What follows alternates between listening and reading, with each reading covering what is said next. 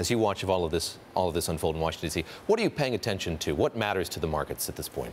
Not Washington, D.C. I think it's the short answer. I mean, it's obviously been something of a chaotic administration.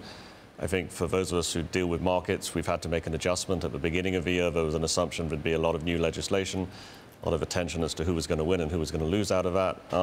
In a sense, it's a little bit easier now. Now the assumption is very little legislation, maybe something to do with taxes later on this year. And I think that really allows us to not spend very much time worrying about the political situation and much more time worrying about the economic situation. So baked into your forecasts, if we were to get tax reform or some tax cuts, that'd be more of a lagniappe. That's something that's an added bonus here for you than anything else. Exactly. And actually, I'm quite comfortable with gridlock. I think that the economy is not in a bad place right now. It's a pretty good time in the cycle.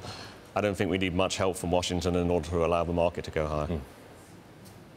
All right, Michael, what is the market worried about? At the moment, they seem pretty, I don't know if it's complacent, the right word, but they seem pretty comfortable with world politics. Yeah, I would say the market is unworried at this point in time. I mean, there's a lot of mess out there in the political arena. You know, you sort of see the headlines and you scratch your head and you wonder how we'll get through all of it.